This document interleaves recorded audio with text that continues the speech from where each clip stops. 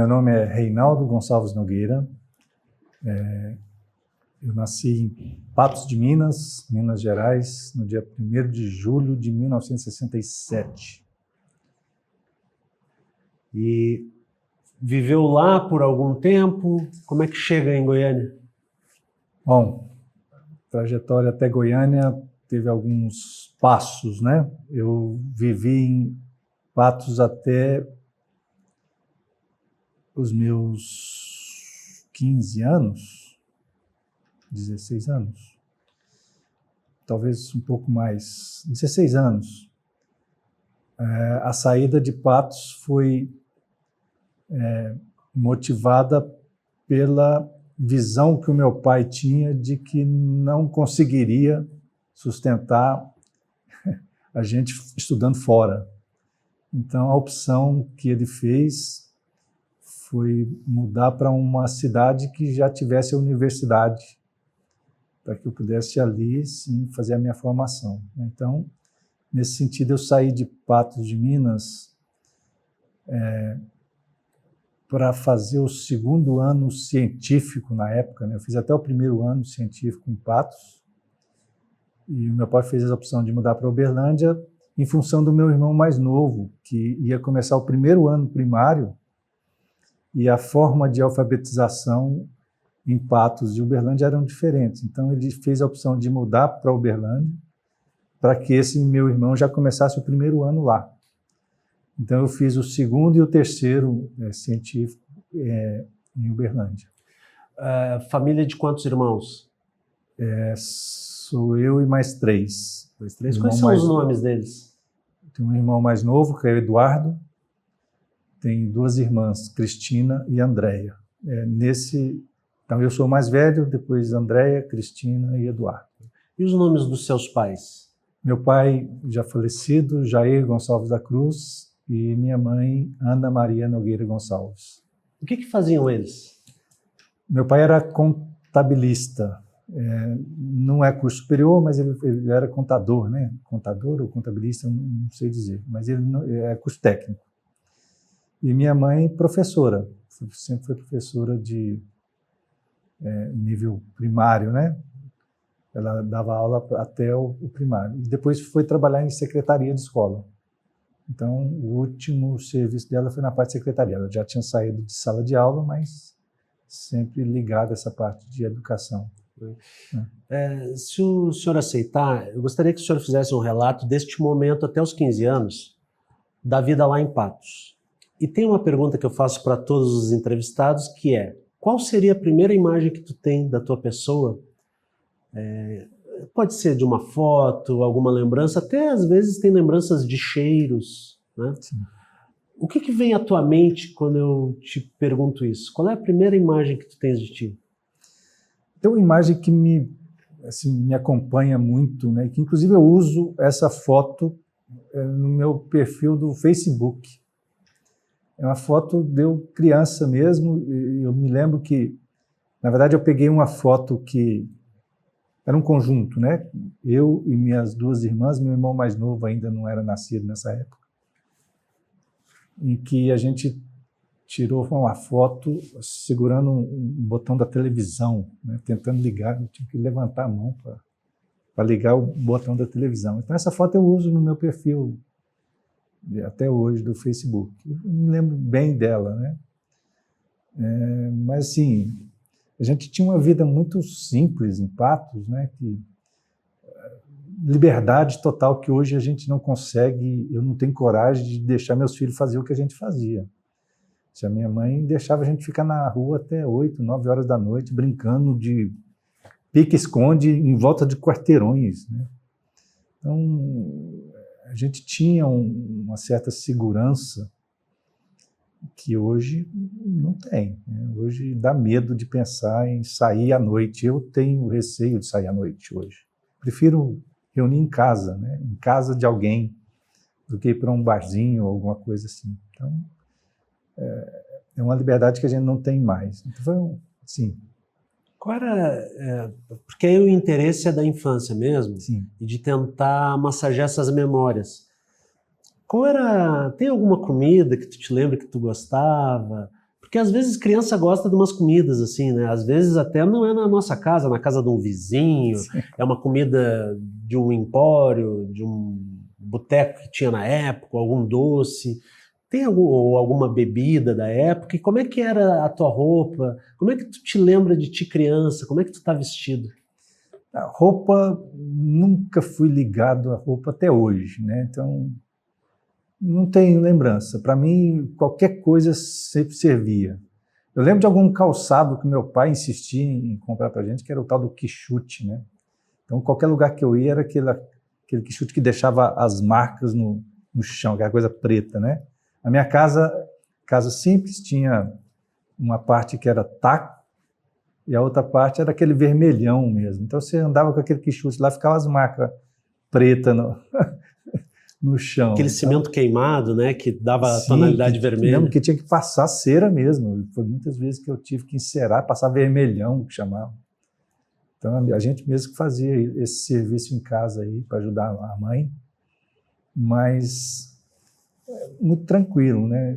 Eu me lembro de fazer isso, mas não me lembro, por exemplo, de ver minhas irmãs fazendo. Eu lembro da minha atividade, não lembro se elas participavam disso. Mas eu tinha essa função de ajudar a mãe, era passar a cera e depois passar o escovão para dar lustro, né? Enceradeira era uma coisa rara da gente usar, mas o escovão, na mão mesmo, usei bastante. E esse televisor que o senhor estava falando era de botão mesmo? De botão, hoje, preto e branco. Hoje é digital, né? O colorido da televisão tinha aquelas telas, né, que se passava, que tinha 3 cores, né? Colocava na frente, assim. Então eu cheguei a ver muita televisão, mas a gente via pouco, eu praticamente via muito pouco televisão. Eu gostava de ir para a rua, brincar, jogar bola, né? Então eu tive uma infância assim, muito de rua mesmo. De brincar com colegas. Então tinha uma turma boa na vizinhança lá em Patos, então a gente brincava muito na rua. Eu via muito pouco televisão, então não tinha... Tem lembrança de algum amiguinho da época? Tenho boas lembranças, né? Colegas que, alguns, para você ter uma ideia, eu tenho um colega que foi meu colega no pré-primário, que hoje é colega meu aqui na universidade, professor também, né? Então a gente caminhou junto aí um bom tempo. Como é que é o nome dele, lembra? Professor Cássio, ele está aqui, ele é colega. Cássio Denner Noronha Vinhal. Ele foi meu colega no pré-primário, e uma história que eu sempre lembro dele, ele chegou a ir embora para casa levando a minha merendeira ao invés de levar dele, né? Então são as histórias assim. Ele fala que até hoje que era igual, assim, mas não era. Ele errou, eu não erraria. Eu brinco com ele até hoje com esse assunto, mas enfim, são coisas... Tem mais colegas também que foram colegas no pré-primário, mas que não tivemos a mesma trajetória. Um outro colega, professor, ele não é professor, ele é... Eu não sei nem em que ele trabalha, mas ele é funcionário da prefeitura lá em Uberlândia, hoje. Sérgio, o nome dele. Que também foi meu colega nessa escola do pré-primário, mas a gente não teve, assim, ele se formou em História, ele foi para outro caminho, né? Mas que a gente ainda encontra bastante em Uberlândia, toda vez que eu vou lá, a gente encontra os vínculos. Por que o seu nome é esse? Olha, sinceramente, não sei te dizer, mas eu sei que se fosse hoje, meu pai não me daria esse nome. Porque Reinaldo é um nome hoje que está muito ligado a um grande jogador do meu time de coração, que é o Atlético Mineiro. Mas meu pai é cruzeirense, sempre foi cruzeirense, né? Então, na época, eu acho que ele não pensou nisso. Na verdade, nem podia, né? Porque foi anterior. E tu gostou, porque depois... Não, acabei sendo influenciado mais pelo meu tio do que pelo meu pai, né? O irmão da minha mãe é que me influenciou a ser atleticano. O meu pai é cruzeirense. Mas, enfim, eu não sei quem foi que escolheu, sinceramente não sei. Mas fez sentido posterior. Hoje eu gosto muito do meu nome, né? Mas, enfim, eu tinha um professor também lá em Patos que não me chamava pelo nome porque ele era cruzeirense. Ele só me chamava de Gonçalves, que era o sobrenome. Quer dizer, ele se recusava a falar meu nome. Futebol está na identidade de boa parte dos brasileiros, né? Tu continua cultivando o gosto? Eu gosto do time, mas assim, eu não digo que eu sou torcedor fanático, eu não sei nem quem são os jogadores todos do time, né? Acompanho, gosto de ver resultado, gosto. Eu torço mais contra do que a favor. Eu torço contra o Corinthians, Flamengo, Cruzeiro, e só a favor do Atlético. Então, eu sou aquele torcedor que prefere ver o outro time perder do que eu tenho mais, vamos dizer, mais momentos de satisfação porque os outros perdem do que quando o meu ganha. Tem a ver, Corinthians, o senhor citou os times que gosta de ver perder de São Paulo. Corinthians, Flamengo e Flamengo Cruzeiro, do um Rio. de cada. De Cruzeiro. O Cruzeiro por conta da rivalidade Sim. com o seu time, mas os outros dois por conta de uma hegemonia econômica? Não, mas por causa de torcedores fanáticos mesmo, né? Tem uns torcedores que incomodam, né? Do Corinthians e do Flamengo são dois que geralmente são muito fanáticos. O Flamengo tem um motivo especial, que foi um jogo específico que aconteceu aqui em Goiânia, inclusive, Atlético e Flamengo, não me lembro o ano, mas Atlético Mineiro. Atlético Mineiro e Flamengo jogando, não me lembro nem qual era o campeonato, mas eu sei que teve um jogo que foi aqui no Serra Dourada e que o juiz expulsou 6 ou 7 jogadores do Atlético. O jogo acabou porque não tinha jogador mínimo. E o Flamengo, obviamente, ganhou, né? Saiu ganhando nessa ocasião. Mas essa história do Flamengo continua até hoje, né? Você vê que aquelas piadinhas que uma pessoa vai para comprar uma camisa do Flamengo, o vendedor pergunta se quer do camisa do time ou do juiz, né? Porque você vê o último jogo aí do Flamengo com o Fluminense, que escândalo, aquele pênalti lá. Então, enfim, o juiz está sempre a favor do Flamengo. Essa sua postura que parece um detalhe, mas isso acompanha a tua trajetória ao ver uma injustiça, tentar interagir na realidade, e aí a sua investida como gestor, que agora eu já gostaria que o senhor falasse sobre, tem a ver com isso? Qual é a motivação do Reinaldo para ser gestor? Tem muito a ver. Injustiça para mim, poxa, é injustiça, né? O nome já está dizendo. Então, eu tento sempre tentar trazer a razão, né? Agora, injustiça é muito relativo, né? O que é injusto para mim pode não ser para outra pessoa. A justiça nossa já mostra isso, né? Que cada juiz uma sentença, né? Na minha experiência em Londrina, por exemplo, quando eu estive lá, fiquei pouco tempo, mas a gente passou por uma greve grande lá, no início de 2000. Inclusive a Universidade Federal também estava em greve na época, aquela greve de 3 meses, que para nós lá foi até maior um pouco, mas eu posso até dizer que foi por causa dessa greve que eu estou aqui hoje, né? Porque na época eu tinha planos de me fixar mesmo em Londrina, né? Foi a primeira universidade que me deu possibilidade de fazer um concurso sem ter o doutorado. Na época eu ainda estava fazendo doutorado e apareceu essa vaga lá. E eu só não me estabeleci lá porque eu fiquei com medo, que como a greve estava grande, estava longa, e cada cidade tinha Londrina, Maringá e... esqueci o nome da outra. 3 universidades estaduais, cada um foi julgado por um juiz diferente, e para cada um teve uma sentença diferente. Então, teve universidade que simplesmente mandaram suspender a greve e voltar.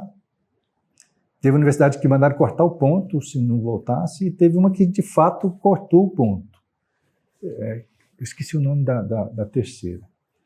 Mas, em função dessa situação, quer dizer, para nós da UEL, a gente simplesmente mandaram voltar, porque senão ia cortar o ponto. Então, na dúvida se a gente ia voltar ou não, eu, sim, com um negócio pronto para comprar um apartamento, Não, eu tenho que esperar, porque eu não sei se o meu salário vai ser mantido ou não. E nesse intervalo apareceu o concurso aqui. Apareceu o concurso aqui, eu digo porque eu só vim de fato fazer o concurso, que não era muito na minha área, porque apareceu também o concurso para minha esposa, que já tinha terminado o doutorado há mais tempo do que eu, inclusive. Já tinha terminado o doutorado, eu ainda não. E apareceu a oportunidade dela fazer o concurso aqui na agronomia, na engenharia de alimentos. Então, como o concurso foi para os dois, né, eu tinha recém terminado o meu doutorado, a gente veio, né. Ela acabou não passando, porque foi uma concorrência grande, né, na época, 9, 10 candidatos para uma vaga. E aqui, para mim, foi ótimo. Na verdade, no início eram 2 vagas, 2 concorrentes. Mas o outro concorrente desistiu porque passou na Unicamp. Então, o meu concurso foi eu para 2 vagas. E isso não passa. Como é que não passa num concurso desse? Mas deu certo, acabei passando, né, na época. Ela não passou, mas logo em seguida já foi chamada para dar aula na Católica. Né, ficou lá um bom tempo. Isso foi em 2002. Em 2009, ela passou no concurso aqui na Federal. Foi ela passar na Federal, chamaram ela lá, não, você vai virar titular, você vai virar não sei o quê. Aí ela, em termos salariais, na época era bom, a diferença era boa, mas... Concurso tem isso, né? A estabilidade... Quando chama não, chama em todos, aí demora. Não, na verdade chamaram porque viram que ela passou aqui, né? Então, quiseram segurar. O tempo inteiro ela trabalhando lá, recebendo como mestre, apesar de ser doutora, não tinha dedicação exclusiva, aquelas coisas que aumentam o salário. Quando descobriram que ela passou aqui, chamaram, no mesmo dia. Aí ela dispensou, né, e acabou, hoje está aqui na Federal também. Deu certo. Interessante isso, né? Porque sua esposa estando dentro da universidade também, na agronomia? Ela está na agronomia, ela é professora lá na engenharia de alimentos. Interessante. Mas antes da gente falar da sua experiência, dos seus relatos aí na UFG, vamos falar um pouquinho mais de Londrina? Sim. Como é que foi lá? Quanto tempo ficou lá? Londrina eu entrei em 2000, né, que foi quando apareceu essa oportunidade do concurso, que não exigia doutorado, né? Eu ainda não tinha terminado. Fui no curso de engenharia elétrica, que estava estava em fase de criação lá ainda, né? Um curso que não tinha sido totalmente consolidado ainda, né? E fiquei lá 2 anos. E os 2 anos que eu fiquei já conseguiram mostrar para mim vamos dizer, a aptidão para a parte administrativa, né? Então, nesses 2 anos, eu saí de lá, eu era o coordenador, não é coordenador de curso, eu era o chefe de departamento. Então, eu já saí de lá como chefe de departamento da engenharia elétrica. Então, foram 2 anos em que 1 ano e meio, eu já era o chefe de departamento. Então... E a passagem por Londrina, como é que foi? Do ponto de vista extra-classe, extra-universidade? Sim. As referências, um mineiro estando num outro Sim. estado... A cidade é muito agradável, né? Em termos de custo de vida. Eu saí de Campinas e fui para Londrina. A gente achava tudo barato lá, né?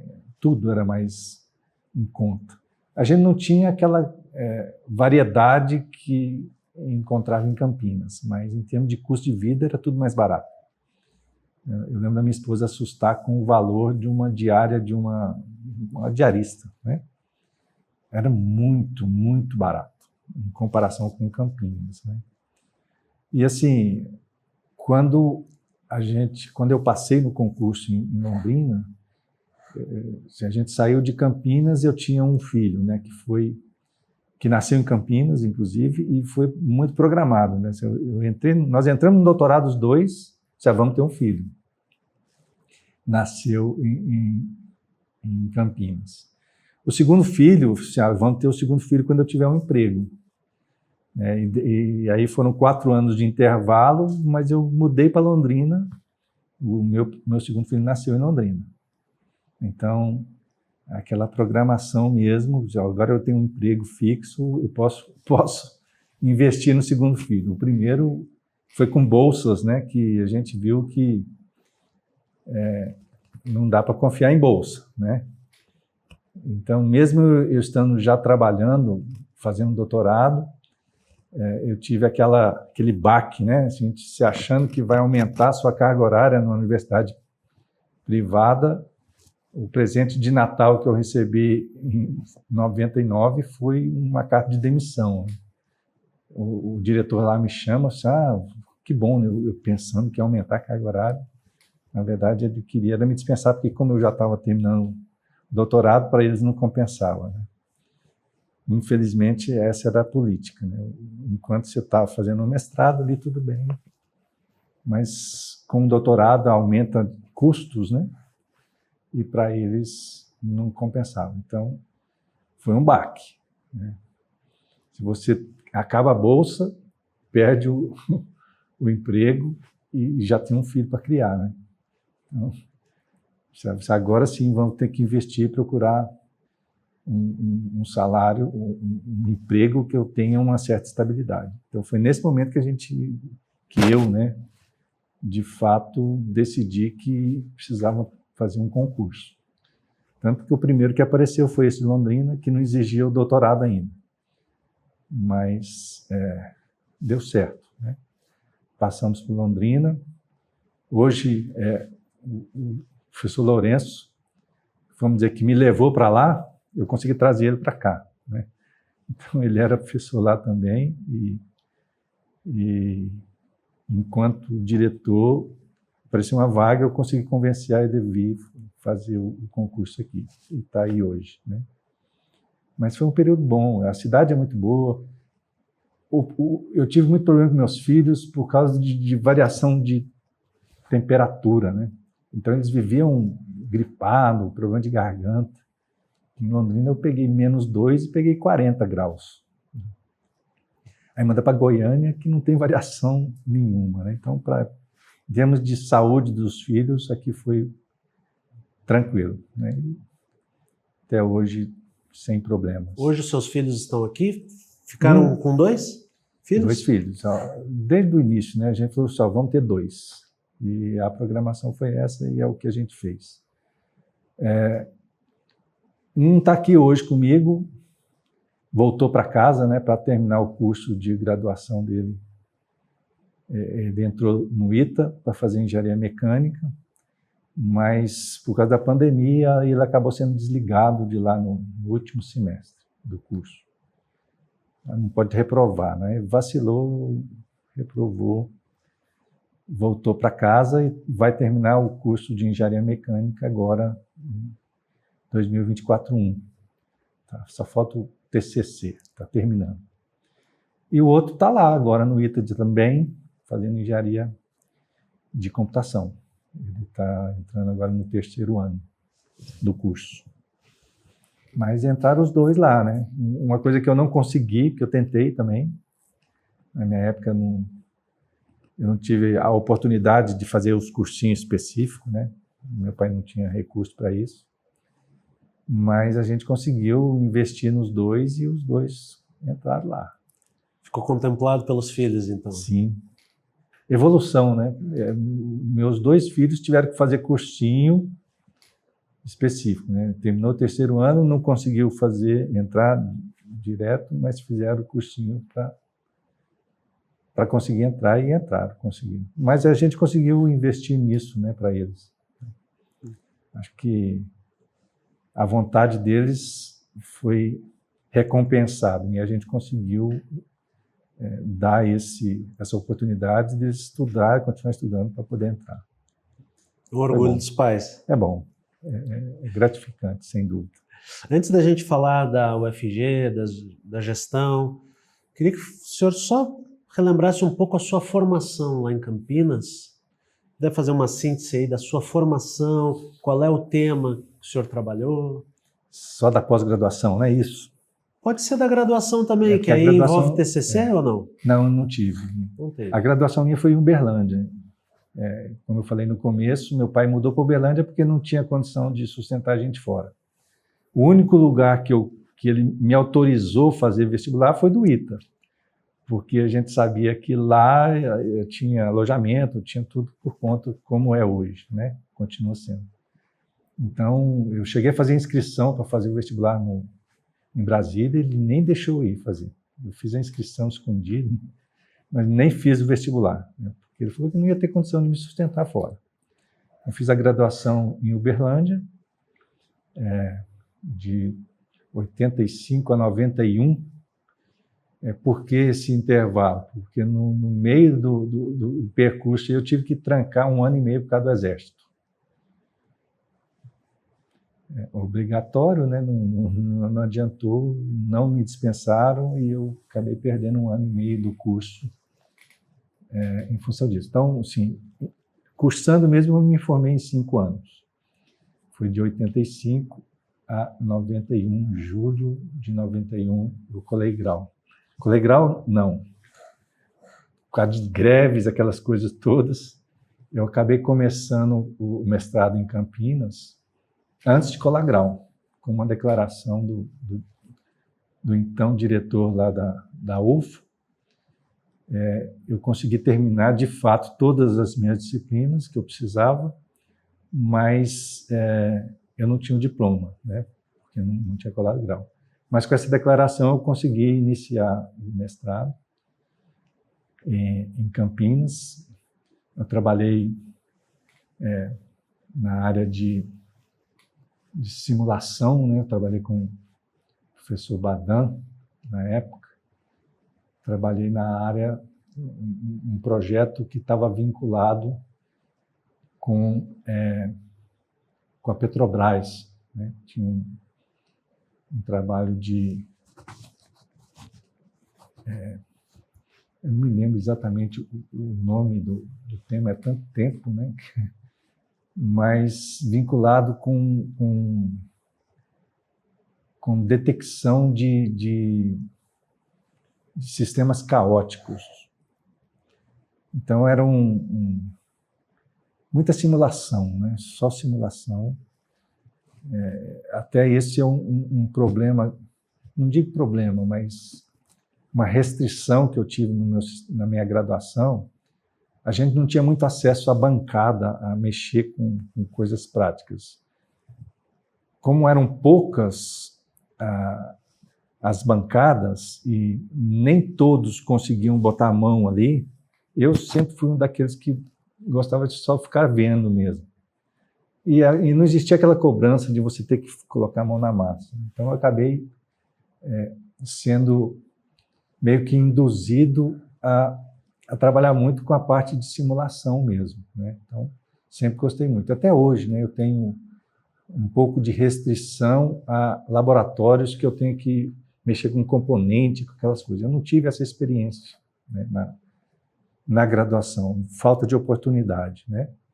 E como eu não era exigido, fiquei por isso mesmo. Fiz a minha graduação toda sem ter que botar muito mão na massa e na parte prática. E o que era, se a gente pudesse descrever, o que é esse trabalho que o senhor desenvolveu na graduação, que não precisava ir para a bancada? Onde que era? Era no papel? Tinha computador na época? Não, a gente fazia muita prática, sim, mas sempre grupos, né? Então tinha aqueles que ia lá e botava a mão na massa, e aqueles outros que participavam nos relatórios, fazia as análises dos resultados, mas sem ficar ali colocando a mão na massa mesmo, de fato.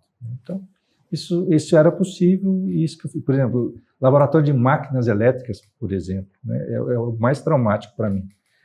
Então, se tinha uma bancada apenas, uma máquina apenas, em que os experimentos tinham que ser feitos. Então, alguém chegava lá e fazia as ligações todas lá, e a gente tinha que fazer análise dos resultados daquilo que estava acontecendo. Eu nunca fui daquele de ir lá e botar a mão na massa e de fazer as ligações. Não foi cobrado isso de mim. Mas eu tinha que fazer o relatório dos resultados daquelas ligações. Eu tinha que descrever o que foi feito e fazer um relatório dos resultados. Isso eu fazia, sempre fiz sem problema nenhum. Mas ia ali, fazia as ligações, sempre tinha aquele que era mais interessado, que queria ir, ótimo, para mim estava resolvido, né? O campo disciplinar permite esses perfis. Sim. Permitia na época até por restrição, até de você não tinha como dar oportunidade para todo mundo fazer. Então, como poucos queriam ir lá, o professor também ficava ótimo. Eu cheguei a ter disciplinas em que o professor chegava lá com um osciloscópio, ele é que usava. Senão eu não posso deixar na mão do aluno, porque se isso queima é caro, sabe aquelas coisas. Então a gente acabava vendo muita coisa. A aula prática, na verdade, era uma apresentação do equipamento, que a gente via ele funcionando, né? Mas a gente não tinha essa liberdade toda com o equipamento. Hoje, eu vejo que na engenharia é bem diferente, né? O aluno, de fato, vai para o laboratório, põe a mão na massa. A gente tem até muito problema de equipamento que acaba queimando, mas porque o aluno usou de forma errada, né? Mas essa oportunidade existe hoje, né? Eu não tive. E, assim, também não senti falta, não. Para mim, eu acho que a minha formação foi muito boa. Eu entrei no mestrado em Campinas apenas pelo fato de ter feito a graduação em Uberlândia. Então, o professor, sinal, você fez em Uberlândia, é ótimo. Eu sempre gostei dos alunos graduados lá. Então, a parte teórica nossa era muito boa, né? E como eu estava indo para uma parte de simulação, ótimo também, né? Para ele não ia fazer diferença, né? Então, trabalhei muito, tanto mestrado quanto doutorado, com esse mesmo orientador. No final, eu acabei trocando o orientador, porque meu orientador aposentou e ele me deixou vamos dizer, com um pupilo dele, né? Então, no final mesmo, a mudança de orientação ocorreu, mas só para o meu orientador, de fato, vamos dizer,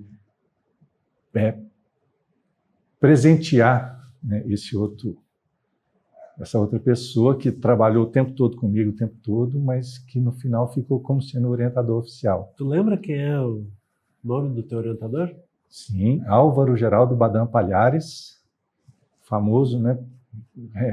Irmão do Badam Palhares, que era o legista lá, na época do PC Farias. Foi justamente nessa época. Só para você ter uma ideia, esse meu orientador, ele pediu 3 meses de licença para poder fazer um software para ajudar na defesa do Badam Palhares na época, que estava sendo questionado o laudo dele do PC Farias.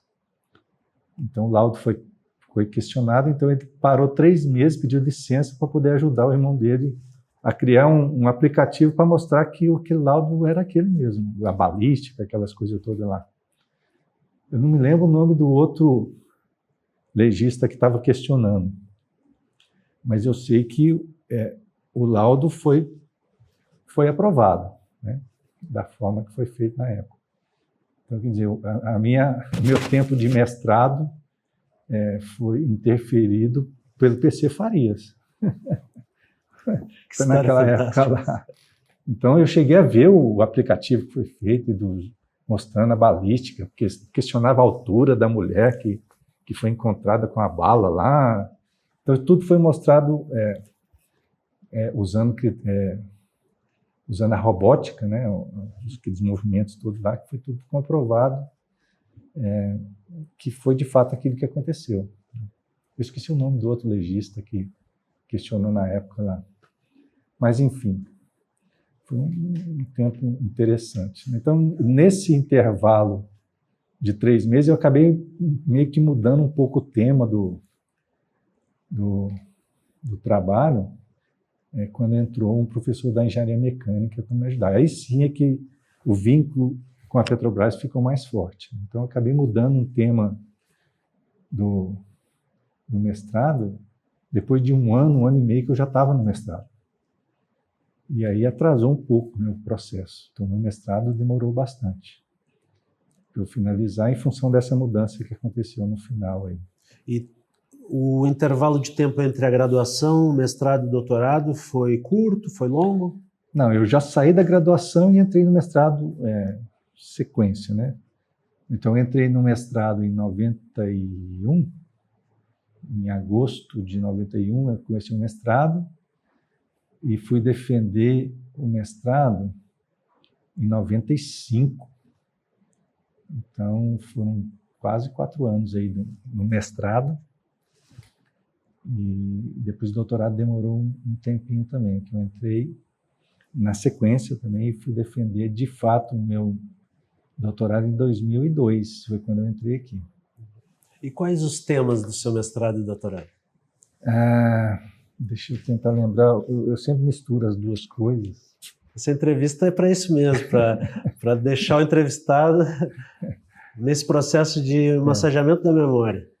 Mas é interessante, né? Porque a gente passou tanto tempo mexendo com aquilo ali que, para mim, as coisas acabam se misturando. Eu não sei mais o que foi mestrado, o que foi doutorado, né?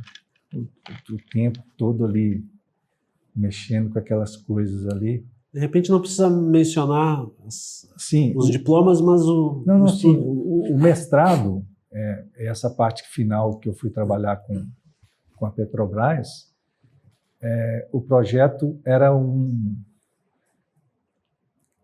aplicativo que estava sendo desenvolvido lá na Petrobras para poder fazer o controle dos manipuladores que eles usavam na parte de submarina lá. Então, existia chamava de mouse espacial. Então, o projeto ele tinha uma caixa enorme aqui, que eu tinha aqui tipo um T, que eu segurava nesse que eu considerava um mouse. Qualquer movimento que eu fazia para qualquer lado, o manipulador tinha que responder e fazer um movimento igual. Então, eu chamava de mouse espacial, mas ele não tinha nada de espacial, porque ele estava todo conectado com fios de nylon, né? Em que o movimento que eu fazia aqui, o manipulador tinha que fazer de lá também. Então, eu me lembro que, você tem ideia da complexidade, né? Todo o desenvolvimento foi feito sem eu ter o acesso ao manipulador, né? Mas para eu defender, eu tinha que dizer se esse negócio funcionava ou não. Então, a minha defesa ela foi marcada para uma sexta-feira pós-carnaval, né? Exatamente na sexta-feira. Eu queria marcar para a sexta-feira do carnaval, mas a banca não teve jeito, para ter pouca gente, né? Mas, para você ter uma noção, eu passei a sexta e sábado de carnaval no SEMPS, lá no Rio, lá na Petrobras, para testar o que eu ia escrever no capítulo final. Funcionou ou não funcionou? E, felizmente, eu consegui fazer com que o movimento que eu fazia no mouse, o bichinho mexeu. Não mexeu adequadamente, mas só funciona, né? Foi até uma saia justa que aconteceu na minha defesa, que o responsável por esse projeto na Petrobras, ele fazia parte da minha banca. Ele queria condicionar a aprovação a eu continuar o trabalho, né? Mas aí o meu orientador foi firme com ele e falou assim: não, o trabalho termina aqui. Se vai continuar ou não, é outro projeto, aí tem que ter outra contratação, tudo mais. Mas, enfim, então na sexta-feira, no sábado de manhã, funcionou, fechou tudo, fui embora para casa para redigir o último capítulo.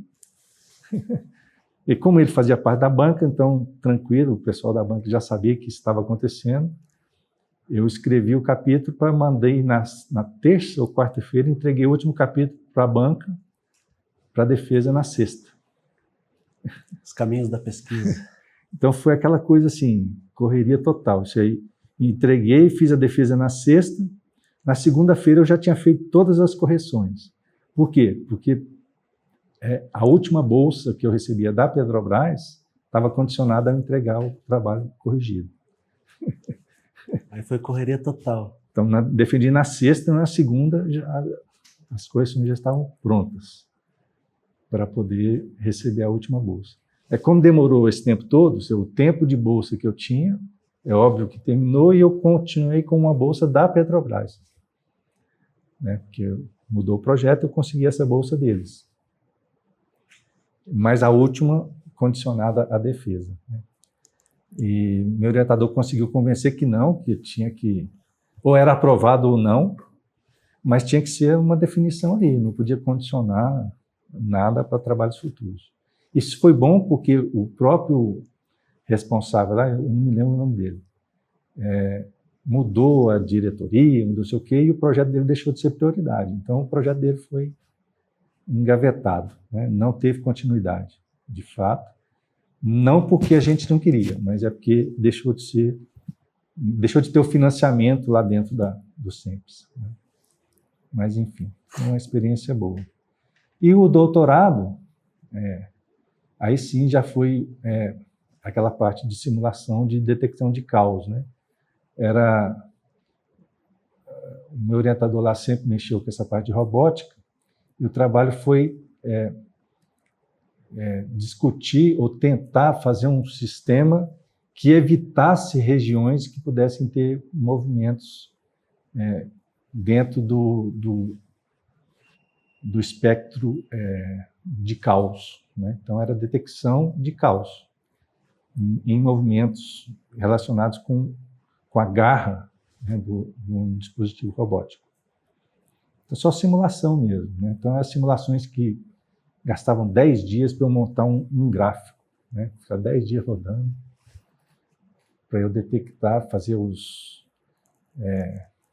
diagramas de Lyapunov. Então, tinha uns nomes bem legais. Dava umas figurinhas interessantes, mas deu trabalho. Mas só simulação. E nessa parte não tinha... Só dependia de mim e da máquina, que ficava rodando o tempo todo. Isso é mais tranquilo. Essas metodologias e esses diagramas, gráficos, eles se mantêm nos dias de hoje? A teoria é a mesma, se mantém. O que pode ter mudado, e com certeza mudou, é a forma de você tentar evitar que o sistema entrasse naquela região. E esse era um dos objetivos do trabalho. Detectar quais são as regiões em que o sistema poderia entrar e entrou naquela região ali, você perde total controle, não tem controle. Interessante, então, o conceito de caos para esse sistema. Sim. Porque para mim, para um leigo, pode parecer assim até... O caos é uma coisa que tem uma organização, mas dentro de uma região. Você não consegue, nunca passa pelo mesmo ponto. Você nunca passa pelo mesmo ponto. Mas ele fica dentro de uma região que são chamados os atratores, Fica bonito, umas figuras muito legais que você acaba formando. Eu vou até buscar depois de novo, deu saudade de mostrar as figurinhas, Então, umas coisas interessantes. Tem cara de ciência. Sim, mas assim, é aquela coisa que poxa, mas para que eu estou mexendo com isso? Ninguém vai usar isso nunca. Mas a ideia é essa mesmo, é descobrir, olha, eu não posso chegar nessa região, porque aqui tem problema. Então, hoje fica claro, por que a gente está trabalhando isso. Mas, na época, eu falei, gente, para que serve isso, Você não serve, eu tinha que evitar, de fato, a região. Mas era legal, foi uma experiência boa. E no final, quer dizer, o meu orientador, até a questão vamos dizer, da precisão do computador, do software que a gente usava, interferia nos resultados, óbvio, Porque se eu estou trabalhando em coisas que são imprevisíveis, se eu mudo a resolução ou a precisão do software que eu estou utilizando, influencia nos resultados. Então, toda vez que eu chegava, já estou chegando no final, aparecia uma máquina mais poderosa, não, vamos testar com essa. Você nunca chegava no final, Uma coisa que me ajudou, de fato, foi esse concurso. Que para poder fazer o concurso aqui, eu já tinha que ter o doutorado. Então, Badão, vamos terminar, eu preciso do título. Aí, então vamos fechar por aqui e parou dessa forma. Então, Foi mais ou menos assim. A pesquisa nunca acaba, ela só acaba quando tu determina, o dia tal vai acabar. Eu tenho que parar aqui, porque se eu for continuar mexendo com precisão, até com o método de integração que eu usava, se eu mudasse a precisão, é óbvio que muda, né? Porque se eu estou fazendo uma detecção, eu tenho uma parede aqui, eu estou detectando em que momento que o pêndulo bate ou não nessa parede. Depende da precisão. Porque se a gente for trabalhar com um sistema que a gente sabe que não é contínuo, vai ter momento que o pêndulo, na verdade, ao invés de bater, ele passou um pouco da parede. Ou nem encostou nela. Depende da precisão que você usa. Então, poxa, você não para nunca, né? Se você for mexer com esses detalhes. Então, eu vou deixar não chegar ou eu vou deixar passar um pouquinho? É óbvio que se é uma coisa física, eu não posso deixar passar um pouquinho, que nunca vai passar. Então, eu tenho que chegar o máximo antes de encostar, né? Mas como é que eu vou detectar isso, de fato, né? Usando as precisões de integração que eu tenho. Então, não sei em que pé que está hoje, mas eu sei que eu participei de 2 bancas depois do meu trabalho lá que usaram o meu como referência. Foram 2 vezes que esse meu orientador final me chamou para participar de banca lá. Mas tem muito tempo que eu não tenho mais contato com ele, então não sei em que pé que está o trabalho lá, não. Maravilha. Mas legal. Sobre essa... Agora sim, né, a gente entrar no assunto da gestão aqui no UFG. Se puder recuperar dos seus momentos e com destaque para a FUNAP também, porque a FUNAP é uma instituição muito importante, um braço da UFG muito importante, que o senhor esteve lá. E aí eu acho que o interesse aqui é nas, talvez, conquistas da sua gestão, que pode ser dividido com equipes, mas também saber como é que chegou até lá. Sim. Bom, eu cheguei aqui em Goiânia em 2002, né? Na época, a escola era assim, era muito dividida, em 2 grupos bem, vamos dizer, extremados, né? De professores que não se entendiam muito bem, não. Então, eu já cheguei dentro de um desses grupos, e vamos dizer, eu dei sorte de ser um grupo que tinha recurso, tinha dinheiro, né? Mas, em 2002, né, 2003 para 2004, eu já virei coordenador de curso. Ninguém queria ser coordenador, né? Esses cargos apareciam para quem estava no probatório, você vai ter que ser. E foi mais ou menos isso que aconteceu comigo. Eu virei coordenador do curso de Engenharia de Computação na época, 2003 ou 2004. Acho que 2003 mesmo, porque em 2006 eu já virei diretor. Mas aquela, assim, é uma história... Eu virei diretor por acaso, né? Não era para eu ser, mas eu acabei me tornando diretor. A história é por causa dessa briga que existia entre os 2 grupos. O fato de ser coordenador de curso é porque ninguém queria mesmo, eu acabei virando coordenador. Então, fiz o primeiro mandato, 2 anos, e já estava no segundo, no meio do segundo, quando eleição para diretor, né? Tínhamos, na época, um candidato que era o vice-diretor da gestão atual, da gestão anterior, né, que era o vice do professor Antônio Mello. Mello era o diretor, o Zé Wilson era o vice-diretor. E ele era o candidato da situação, né, na época. Só que eles pertenciam ao grupo PEC e eu era do NEP. Então, temos que arrumar um candidato para a oposição, porque não dá para continuar. A briga era essa. E fizemos uma reunião, tal, quem são os candidatos? Eu lá quietinho, sou novo na escola, quem sou eu para dar palpite em alguma coisa? Surgiram nomes de 2 pessoas lá na época, eu disse, mas se não der certo, tinha um que queria ser diretor, mas ele só seria diretor se ele fosse candidato único. Eu não queria concorrer com ninguém. Eu não sei nem se esse tipo de história é bom a gente ficar falando, mas enfim, a história foi essa, de fato.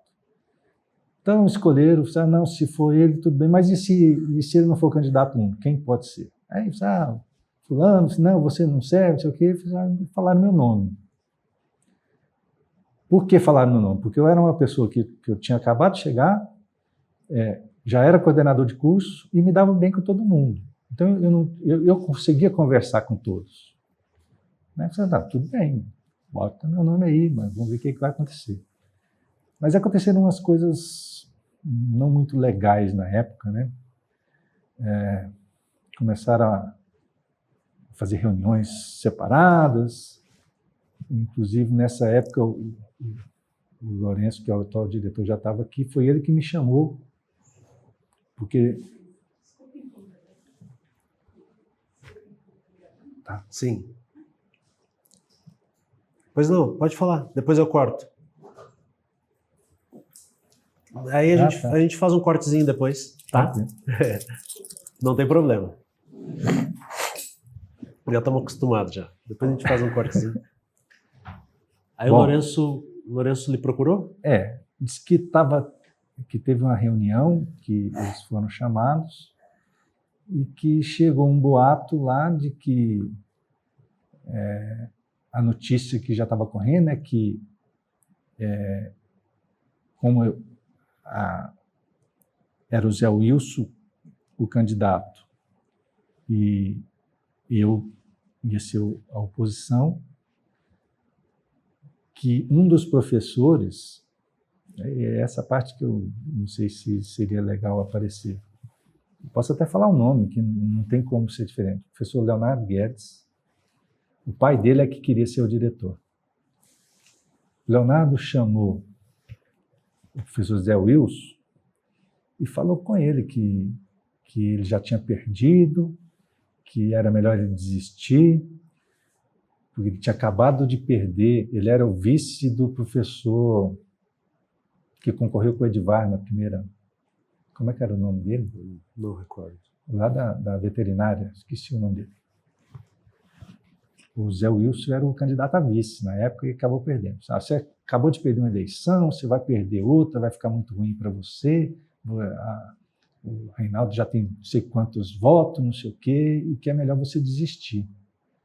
Não sei o quê. Aí fizeram essa reunião lá e o Lourenço me chamou. Falei assim, olha, primeiro que eu chamei o Zé Wilson, Zé, eu jamais autorizei ninguém a falar no meu nome. Por que ele estava querendo fazer isso? Para que ele desistisse e o pai dele fosse o candidato único. Porque ele falou que só seria se fosse candidato único. Aí eu chamei o Zé Wilson e falei, Zé, eu não sei o que você vai fazer da sua vida, mas uma coisa é certa. O Bonerges não vai ser candidato único, porque agora eu sou candidato. Independente de qualquer coisa, se você for ou não, eu sou. Então você pode ficar muito tranquilo que isso aí que ele fez não foi com autorização minha, de forma alguma, e ele comprou briga, porque eu não queria entrar, mas agora não sai de jeito nenhum. Sou candidato. Então você pode fazer o que você achar melhor, mas não se sinta pressionado por isso, porque eu não vou desistir para ele ser o candidato. Resumo da história, acabei ganhando, né? Aí teve eleição. Teve eleição. 2 candidatos. 2 candidatos. Perdi feio para os técnicos. Tive 2 votos técnicos. No universo de... Eram 16, 18, não sei. Tive 2 votos. Por quê? Porque teve uma confusão danada, o outro candidato falando que era a favor das... não sei o que era que estava sendo discutido na época, questão de ponto, não sei o quê, tinha um monte de coisa que eu falei, gente, eu tenho que ser coerente, eu não vou falar que eu sou a favor disso, porque eu não sou. Então, enfim, acabei perdendo com eles por causa disso, né?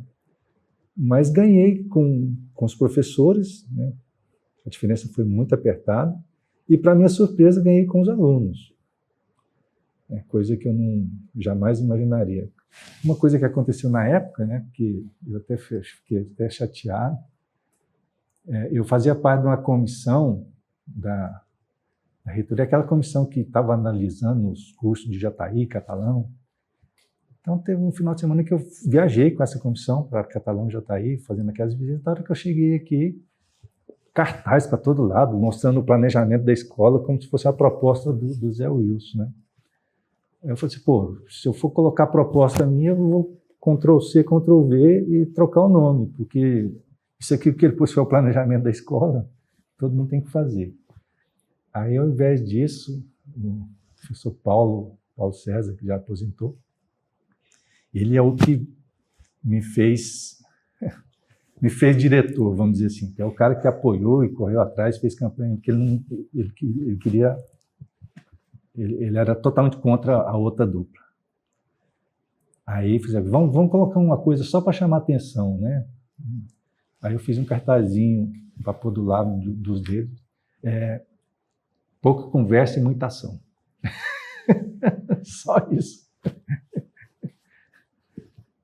E coloquei onde tinha cartaz dele, eu coloquei do lado. E acabamos ganhando, inclusive, com os alunos. Ele foi para a porta, falando com o aluno, que ele dava aula, conhecia todo mundo. Eu só dava aula para computação, então eu não conhecia pouca gente, só à noite. Eu vou ficar pedindo voto para gente que eu não conheço, eu não sou político. Ele ficou na porta pedindo para todo mundo, só ele. E acabei ganhando os alunos também. Então, para mim foi uma surpresa boa. Mas, enfim. E aí começa a sua gestão que ano? Foi em 2006. Junto com o Edivar, inclusive, né? O Edivar tinha acabado de entrar. E coincidiu, as três gestões minhas foram as 3 do Edivar. Então, exatamente nas 3. Mas... Aí, isso teve interferência na sua ida para a FUNAP? Teve. Eu acabei... Na verdade, sim. Isso aí foi uma indicação do Orlando, né? Na época. E aí já tinham acontecido outros problemas, né? Que eu tive problema com o pessoal do Sint na época. Eu não sei se você lembra disso também, mas fizeram uma campanha forte contra mim. Tinha cartazes, merecemos respeito. Eu sou uma pessoa muito conhecida entre os técnicos por ser um carrasco, né? Porque eu cortei ponto de 2 técnicos meus aqui. Teve processo, teve tudo. Os caras se recusaram a assinar o ponto. Já que não assinou, eu mandei cortar. Reverteram, receberam dinheiro, mas uma dessas pessoas, inclusive, foi para fazer doutorado fora e não voltou. Está com mais de 500 mil de dívida nas costas aí, porque tinha que devolver o dinheiro. Né? Gente boa. Mas, enfim, isso aí não tem que se levar. Eu sei que deu processo, tudo, foi um dos motivos até que eu tive uns atritos com o Edivar, que o Edivar não quis muito assumir o meu lado, né? Não deu muito apoio, não. Mas, enfim. Fico feliz porque na recondução, depois de 4 anos, aí eu ganhei, não teve concorrência. Né? Então, mesmo assim, teve votação e eu tive votação de todo mundo. Então, mesmo tendo sido carrasco dos técnicos aí por um tempo, eu tive o reconhecimento deles depois. No final desse segundo mandato, né, eu tinha até a possibilidade de... Aí é que entra a parte ruim, né? Eu poderia ter entrado até numa pró-reitoria, mas o Orlando, em função dos acontecidos, né, e a pró-reitoria que o Orlando já tinha pensado seria, inclusive, a pró-pessoas, que não tinha esse nome, né? Era outro nome antes. Esqueci o nome. Esqueci. Recursos Humanos, eu acho. Era pró-reitoria, não sei, não me lembro o nome. Mas aí ele virou para mim e disse, olha, seria vamos dizer... Ele consideraria se tivesse cutucando muito o pessoal dos técnicos que me colocasse nessa pró-reitoria. Aí ele veio e me ofereceu. Eu falei, olha, eu não posso te oferecer a pró-reitoria que eu gostaria que você assumisse para não ser uma afronta para os técnicos, mas você pode escolher qualquer uma das fundações. E aí, na época, o Cláudio, que era o Cláudio Leles, né, era o diretor lá da FUNAP, eu fui conversar com ele. Falei assim, olha, e aí, o que ele está me oferecendo fundação, o que eu faço? Aí ele falou, não, me mostrou tudo o que acontecia lá, e eu podia escolher ou a RTVE ou a FUNAP. Já que é para escolher, vamos pegar uma que está numa situação melhor, né? E acabei indo para a FUNAP nessas condições, né? Escolhido por ele. Eu escolhi a FUNAP, mas o Orlando me deu a opção de escolher qualquer uma das duas. E o Juarez, na época, foi para a RTVE. Que ano foi? Começou na FUNAP? Foi 2011. Foi 2006, não, 2015. Eu fiquei na diretoria de 2006 a 2010, depois de 14. Em 2015 eu fui para a FUNAP, 15, 16, 17, 18. Fiquei 4 anos e depois voltei e virei diretor de novo. Aí concorri tinha concorrência e acabei ganhando. Ganhei nas 3 categorias. Essa eleição foi a mais tranquila, né? 4 anos, 8 anos de 8 anos de diretor. Depois FUNAP 4 anos e mais 4 anos de diretor.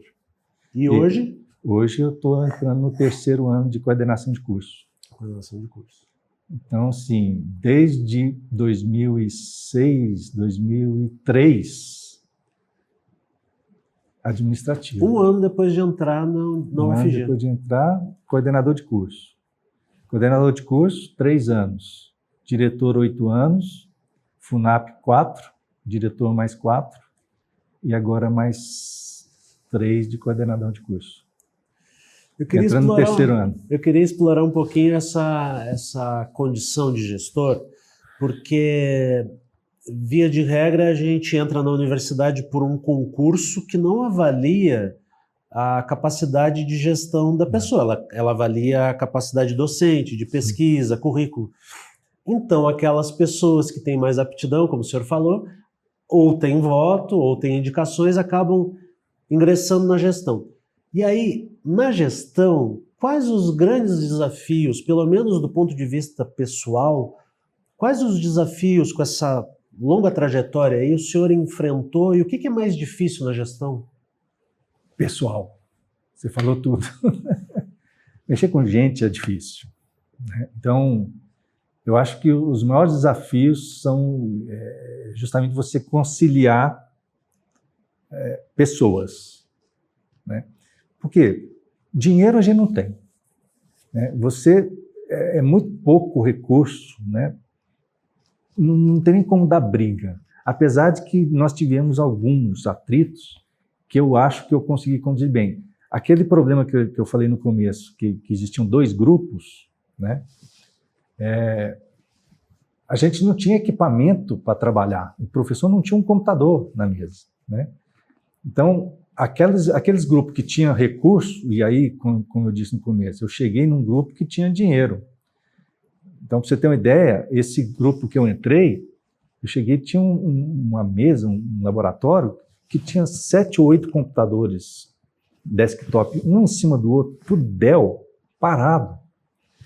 Por quê? Porque não tinha dinheiro, comprou, mas não tinha para quem distribuir. Aquilo ficava só para quem era do grupo. Como eu cheguei amigo desse grupo, eu já acabei entrando com um computador na minha mesa. Mas não existia isso, né? Então, uma das coisas que eu acho que eu consegui no começo foi acabar com esses atritos de grupos, né? E trabalhar para que todo mundo tivesse condição de ter o mínimo, né? E aí eu posso dizer que eu tive muita sorte, porque eu acabei pegando essa fase do Reúne e que tinha dinheiro, né? A gente conseguiu trazer dinheiro para dentro da escola. Nós, na escola, conseguimos fazer uma coisa muito boa, que foi, nós conseguimos recurso para criar uma turma nova de um curso que já existia, que é a Engenharia de Computação. Então, a gente conseguiu trazer para o projeto de uma turma nova mais dinheiro do que veio para o curso de engenharia mecânica, que era um curso novo. Só que quem pediu a engenharia mecânica no começo não foi a escola, foi a reitoria. No projeto original, a engenharia mecânica era vinculada à reitoria. Na hora de implementar é que não deu certo. Então, o recurso que veio para a gente foi, vamos dizer assim, fantástico, né? Nós recebemos mais de R$1 milhão de capital para abrir uma turma de um curso que já existia. Então, tinha um noturno, criamos uma turma matutino. Então, nessa época, a gente tinha dinheiro. E aí a gente conseguiu fazer coisas e conseguimos convencer que, olha, isso aqui é bom para todo mundo, vamos colocamos ar-condicionado em todas as salas, sala de aula, conseguimos montar um laboratório de telecomunicações que nunca existiu, né? Então, foram coisas assim que, antes disso, até antes do Reúne, mas eu já era diretor, essas brigas, né? O dinheiro que vinha para a gente era tão pequeno que não dava para fazer as reformas todas que precisavam. E como eles sempre brigavam na metade para cada um, nunca que dava para fazer nada. Né? O pouco que ficava para cada grupo, não dava para fazer todos. Aí conseguimos convencer, vamos fazer uma reforma. Jogamos todo o dinheiro para fazer uma reforma só. Então a gente conseguiu, eu acho assim, nessa gestão, a gente conseguiu acabar um pouco com esse individualismo que existia, apesar das rivalidades ainda existem até hoje, né? Mas conseguimos fazer o grupo crescer, né? A escola cresceu, a gente conseguiu bons resultados, né? Mas é óbvio que oposições continuam existindo, tanto que quando eu voltei da FUNAP, eu tive outro embate, né? E aí, talvez, foi até o pior deles, né? Porque teve situações muito chatas, né? Inclusive, a gente falou assim, se fulano ganhar, eu vou embora daqui. Foi não. Mas, enfim. Foi uma vitória, essa última foi gratificante, né, por ver o reconhecimento, inclusive da parte dos técnicos, que eu não tinha antes, mas que se mostrou valorizada, né? E o reconhecimento hoje, né? Muita gente querendo vir trabalhar aqui. Né? Gente de fora, não, tem vaga. Nós estamos com uma funcionária agora que acabou de vir lá do Verbena. Tá aqui. Veio trabalhar com a gente. Então, sim, é um ambiente bom. Né? Mandei muita gente embora, pus à disposição. Fiz mesmo. Sem dó. Não quer trabalhar. Então, tinha uma funcionária aqui que era 6 horas. Só que eu ficava aqui 4. Não posso, não sei o quê. Aí eu pedi para ela pôr no papel quais os horários que ela pode para fazer as 6 horas que ela precisava fazer. Ela respondeu para mim que não tinha nenhum dia que ela podia fazer 6 horas, que ela tinha outras coisas para fazer. Peguei o documento dela e pus à disposição. Falei, olha, essa funcionária aqui não consegue fazer as 6 horas que ela está contratada, então não sei o que pode ficar com ela. Aí para onde que foi? Procon. Tá lá. É hoje, eu acho, mas enfim. Acho que é um lugar que vai todo mundo, não serve, vai para lá. Né? Procon, que hoje é a praia? Hoje é a praia. Antes era Procon, né? Antes era Procon. Comunidade. Hoje é só aluno, né? Procon era Pró-Reitoria de Assuntos da Comunidade, sei lá como é que é. Mas enfim. Tem algumas entrevistas principalmente com os ex-reitores, né, da primeira temporada do FG Memória. Essa sua vai entrar na segunda temporada, no final desse ano, quando a UFG completa 64 anos. E aí eu costumo investir um pouquinho nessa conversa, e eu agora me lembrei de uma frase da professora Milka, né? A professora Milka, ela relatou alguns problemas da gestão, às vezes até coisas que parecem pequenas, que se transformam em grandes problemas. E ela falou que do ponto de vista dela, coragem é o mais importante para ser gestor. Sobre a tua ótica, assim, e tu tendo pulso, né, e até coragem e determinismo para não deixar que certas coisas aconteçam que estão fora do protocolo da UFG, como um funcionário ter que trabalhar as horas às quais ele foi contratado, o que tu acha, assim, que foi a motivação interna, né, que fez com que tu permanecesse na gestão? Aonde que está o certo gosto pela gestão do teu ponto de vista? Eu penso assim, eu gosto muito de ver resultados, né, coisas acontecerem, né? Mas assim, eu gosto de estar à frente dessas coisas. Eu, por exemplo, enquanto diretor, eu participei de todas as comissões que tinha no consumo. Revisão de estatuto, de tudo tudo eu me ofereço para participar. Hoje eu estou na comissão de revisão do RGCG. Eu gosto de conhecer regras, de tentar ajudar a mudar e fazer com que as coisas aconteçam. Eu tenho prazer nessas coisas. Então, me sinto bem fazendo isso e podendo dar palpite e ajudar em fazer qualquer coisa desse tipo. Então, são atividades que eu gosto de fazer, de fato, né? De certa forma, elas ficam invisibilizadas, né? Mas a instituição ela é construída por essa mão de todas as pessoas que participaram de comissões. Exato. E assim, independente da forma de que as pessoas fiquem sabendo que isso aconteceu. Por exemplo, só para você ter uma noção, eu não sei se isso é azar ou sorte, eu participei de todos os projetos iniciais de construção, de tudo. Não tem uma placa aqui que tenha meu nome. Nem nada. A FUNAP, por exemplo. Eu ajudei a guardar o dinheiro inteirinho, fizemos uma licitação, tudo. Na pedra fundamental, lançamento, tem meu nome. No prédio, não. Foi inaugurado, não era comigo. O prédio centro de sala de aula aqui foi inaugurado, eu já tinha saído. Então, quer dizer, eu ajudo a fazer, gosto que as coisas aconteçam, mas, sim, não faz falta. Não estou dizendo que isso faz falta, mas eu fico feliz em ver as coisas acontecerem, entendeu?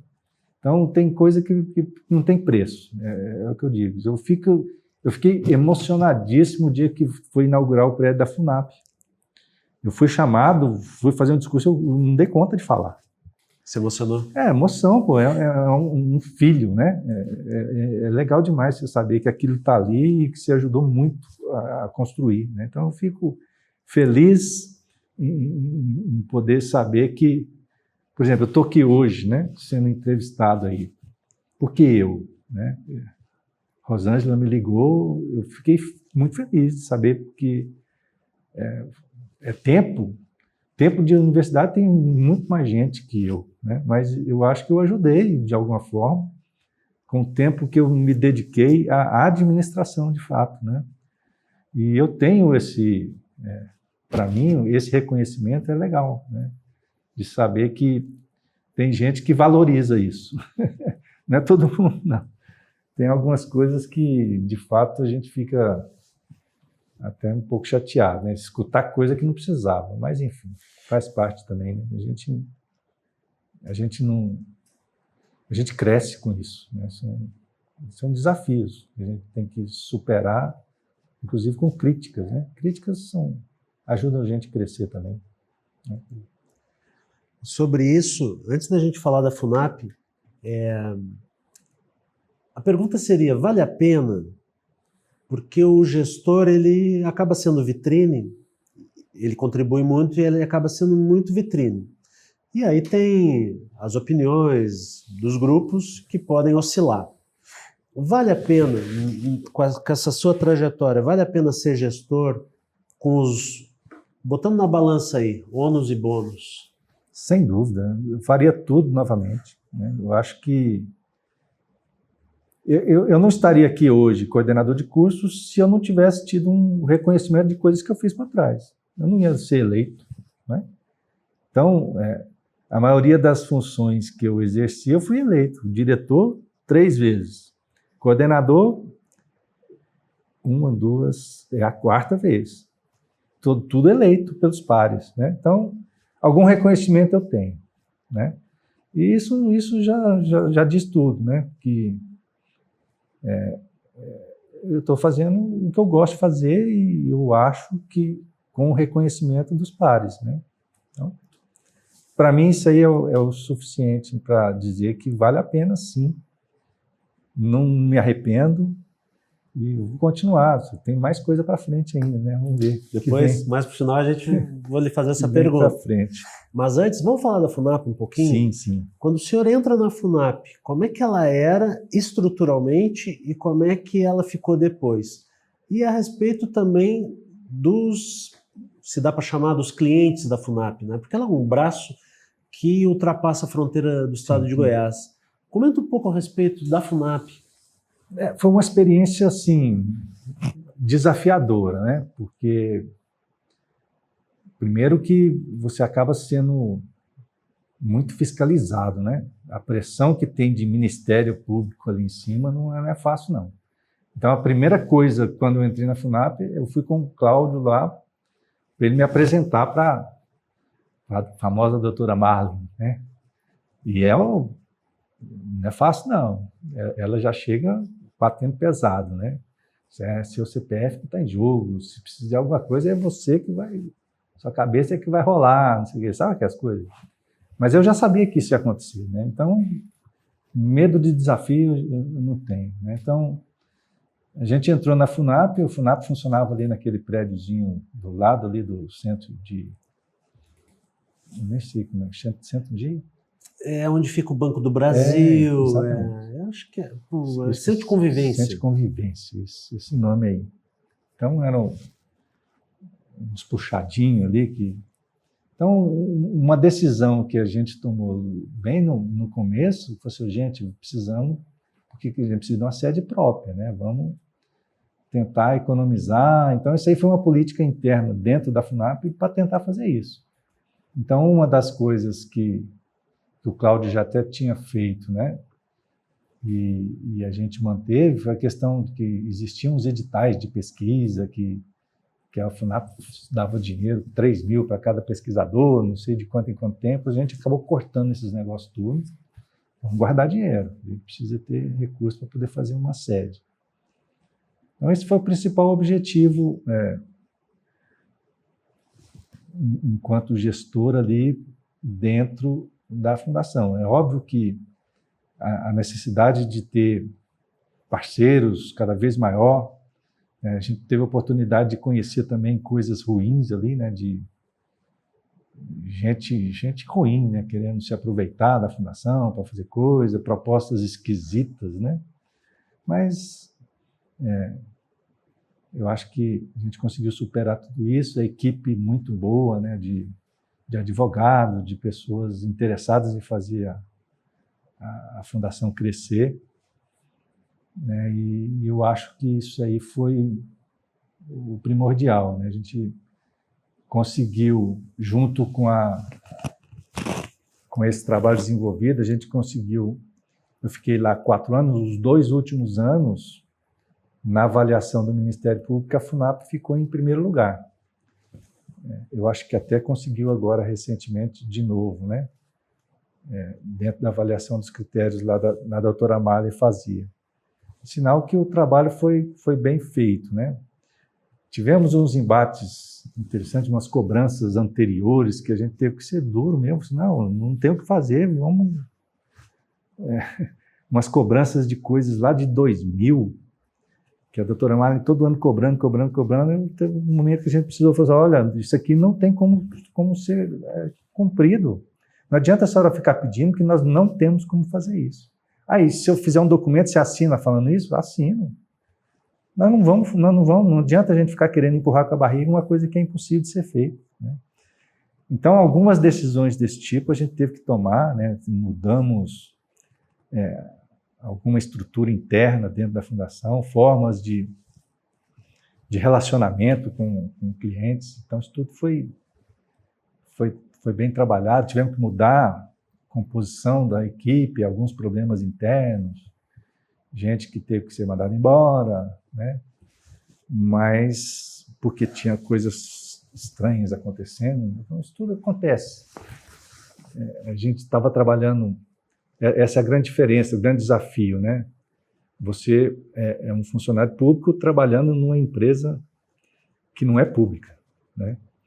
E sujeito a uma fiscalização pública. Então é um negócio de doido, né? Você ter que obedecer, vamos dizer, ao UFG, porque na verdade é uma fundação que apoia o UFG, mas sujeita a um monte de regulamentações que não são da esfera pública, né? Então foi interessante, a gente aprendeu muito e experiência boa, né? Não sei se eu voltaria, não. Lá não tem muita saudade, assim, é muito estressante. Para mim foi bastante estressante. Então eu gosto muito de ser professor só, né? Para mim está ótimo. Foi um legado importante que o senhor deixou, mas não voltaria. Não, eu acho que, vamos dizer, tem que deixar para outras pessoas também. São oportunidades, assim, não estaria nos meus planos voltar. Diferentemente, por exemplo, voltar a ser diretor, quem sabe, né? Não está descartado, não. Mas da fundação, não. Acho que não. Vamos falar um pouquinho dos projetos atuais e do futuro. Sim. Como é que... E essa pergunta eu faço para todos, né? Porque a curadoria, para escolher os entrevistados, ela obedece um critério muito amplo, que é de longevidade na instituição e ter passado por cargos. Agora a gente adicionou os eméritos, né? A gente vai buscar entrevistar também os eméritos. Então, o senhor entra em 2002, já fazem então aí mais de 22 anos. 22 anos, né? Com 22 anos de trajetória e com um tempo de trabalho anterior, qual é a perspectiva? Já pensa na aposentadoria? Como que vai ser esse ritmo, os últimos anos? Eu não sei quantos anos ainda tem antes da aposentadoria, mas a aposentadoria é um assunto que poucas pessoas tocam. Muitas vezes os nossos servidores, eles se aposentam e ninguém fica sabendo, então eu tomei a liberdade de criar esse critério também, de falar sobre esse assunto. Ok. Bom, a aposentadoria é uma coisa assim que acho que todo mundo pensa, né? Antes de começar a trabalhar, inclusive. Quando eu entrei, a minha perspectiva, como eu comecei a trabalhar e a contribuir tarde, né? Pelas regras, quando eu entrei, eu ia aposentar com 65 anos, que era exatamente a idade e quando ia ter o tempo de 30 anos de contribuição. Essa era a programação inicial, que já foi mudada com a reforma da Previdência. Não sei, sinceramente, quando que eu vou conseguir aposentar. Eu sei que ainda consegui estar dentro da regra do anterior a 2003, né? Até isso eu dei sorte, um ano entrei antes. Apesar de que já me disseram também que o tempo que eu trabalhei em Londrina poderia contar, porque também era universidade pública, tudo. Então já entraria desde essa época, não sei. Mas se entra ou não, o tempo vai contar, mas eu estou no 2003, então seria aposentadoria integral. Não sei quando. Sinceramente, eu não penso muito nisso agora, porque certamente essa regra vai mudar de novo antes de eu chegar lá, né? Já estão falando em aumentar para 67 anos, o mínimo, mas não é só isso que vai mudar. Eles sempre mudam coisas para dificultar mesmo, porque a gente sabe que não tem dinheiro para todo mundo, né? Quem está trabalhando não está pagando o que os que estão aposentados recebem. A gente sabe disso. Mas Então, a aposentadoria é uma coisa que é óbvio que eu acho que um dia a gente vai chegar lá, não sei quando. Na melhor das hipóteses, eu acho que mais uns 10 anos ainda, pelo menos, se não mudar nada de regra aí. Então, eu tenho tempo, né? E 10 anos é muito tempo para fazer muita coisa. Então, é aquilo que eu digo, eu gosto muito da parte administrativa, né? Já falei que vontade de voltar a ser diretor existe, mas, obviamente, hoje, por exemplo, o Lourenço é o professor, diretor, se ele for candidato a diretor de novo, eu não vou concorrer com ele. Tanto que ele concorreu agora porque eu não quis concorrer. Eu poderia ter sido candidato novamente, né, reeleição de novo, mas eu preferi não. E acabei trocando com ele. Ele era o coordenador de curso, ele virou diretor e eu virei coordenador de curso. Mas existem possibilidades, né? Se ele for candidato, por exemplo, a diretor de novo, eu posso ser candidato a vice junto dele. Porque o atual vice disse que não vai ser de novo. Então, uma perspectiva é essa. Então, eu quero continuar na administração. Eu não vou poder ser coordenador de curso de novo, né? Porque já está no segundo. Então, tem que dar um tempo. Então, uma possibilidade é essa, é virar vice-diretor. É possível. Gosto muito dessas atividades. A parte de pesquisa, sinceramente, eu estou bem meio afastado, apesar de que agora entrei também num projeto desse centro esses centros que estão sendo propostos pela FAPEG, né? O CERISE, que é o centro que trabalha com... Eu nunca sei o que significa a sigla, mas mexe com redes sem fio, mexe com 5G, 6G, essas coisas todas, gêmeos digitais. Então, eu faço parte desse grupo que está trabalhando, que está criando esse centro. Então, voltando um pouco para essa área de pesquisa, né? Como eu falei, eu me foquei muito na parte administrativa. Logo que eu cheguei, eu estava na pós-graduação, cheguei a orientar 4 dissertações de mestrado, mas acabei saindo do programa em função de cobranças, né, da CAPES, em função de produção. Então, tivemos que cortar na carne o número de pessoas que estavam trabalhando no mestrado, e eu acabei sendo um dos que saiu, e assim, dificilmente voltaria, né? Até porque as exigências que tem de produção são realmente muito elevadas para o que eu tenho feito hoje. Então, eu estou bem afastado da parte de pesquisa. Extensão, eu trabalho muito pouco também, sempre que sou convidado a ajudar, nunca coordenei nenhum projeto de extensão. E é isso, o meu foco, de fato, tem sido a administração. E aí, acho que é por aí mesmo. Mas, assim, no âmbito da unidade, eu não tenho nenhuma pretensão assim, de sair da unidade para, por exemplo, fundação de novo, não. Não tenho essa intenção, não. Mais tranquilo. A respeito da sua vida pessoal, aqui em engenharia, onde ela está localizada, aqui na Praça Universitária, como é que é o seu deslocamento? Comenta um pouquinho a respeito da sua vida pessoal mesmo. Gosta de ir no estádio de futebol? Vocês se adaptaram aqui em Goiás? Sim, a adaptação foi muito tranquila, né? A gente, quando eu casei, a gente sempre morou muito longe de família. Eu e minha esposa só, e os filhos, né? A gente morou em Campinas, família morando em Goiânia, Anápolis, Araguari, depois fomos para Londrina, mais longe ainda, né? Então, a gente sempre morou muito longe de família.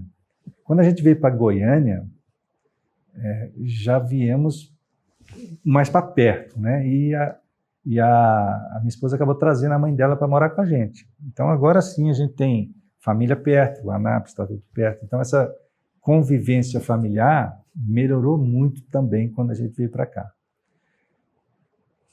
Deslocamentos em Goiânia, né? Hoje, eu moro ali atrás do autódromo. Então, só para vir para cá é 10 quilômetros. Mas, enfim, nível, qualidade de vida fantástico. Moro numa casa grande, espaçosa, então não me arrependo disso. Minha esposa dá aula lá na agronomia, são 30 quilômetros. Então é um deslocamento razoável, mas a gente tem uma qualidade de vida muito boa, né? Eu acho que conseguimos chegar nesse nível, né, com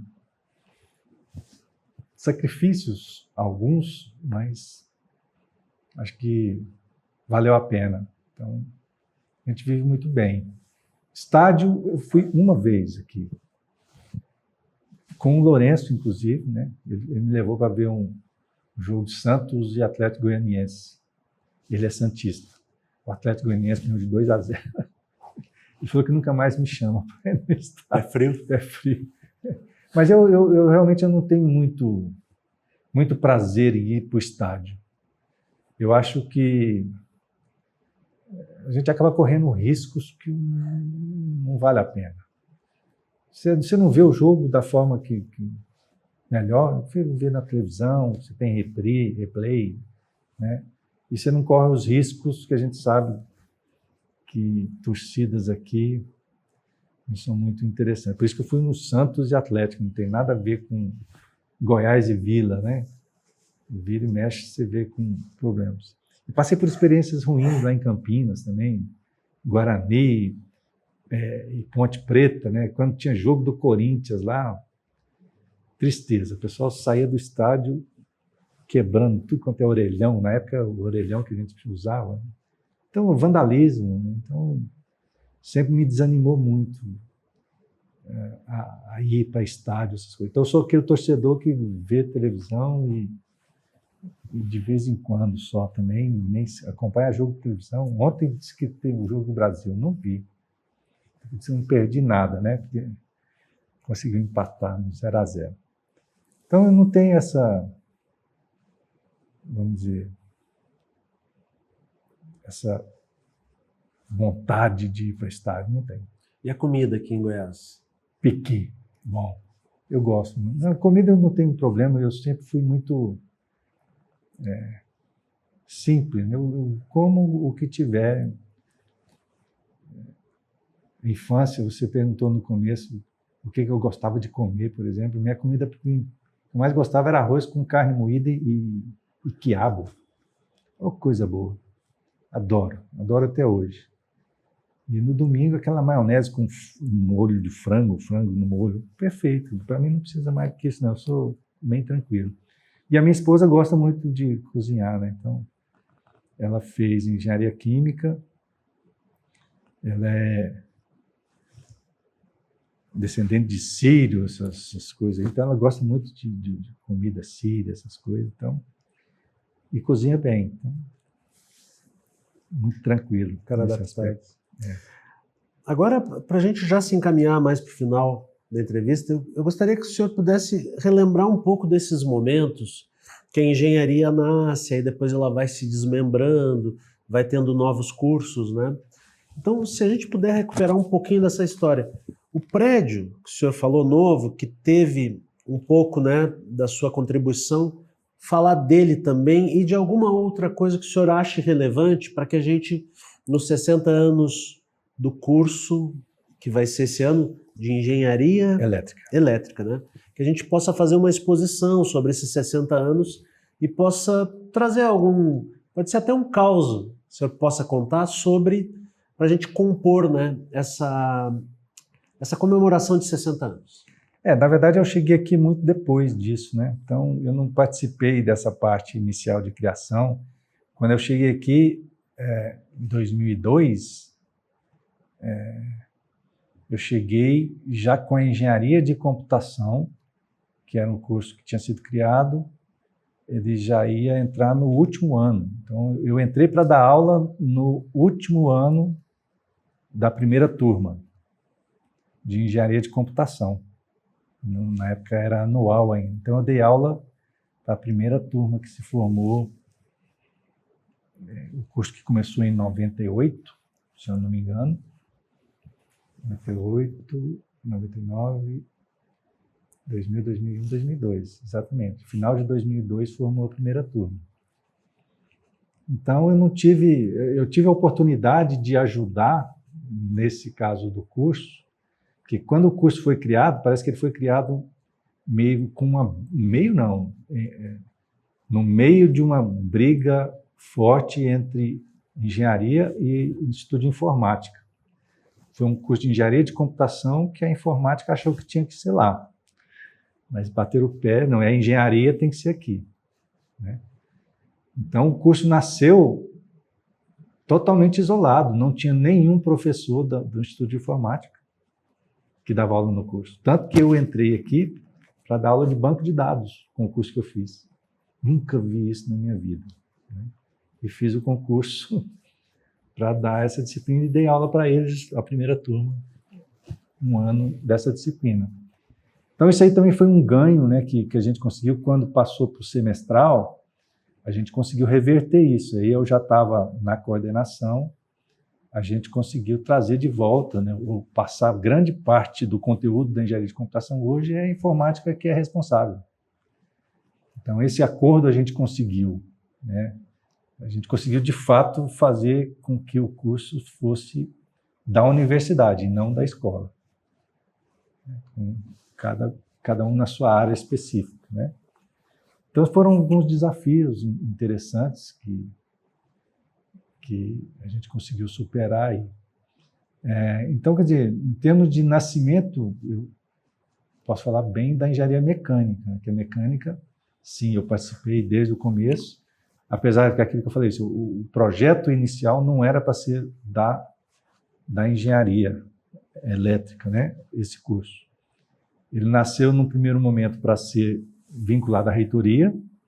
Na hora da implementação, não pode, tem que ser uma unidade acadêmica. Então, ficou elétrica civil.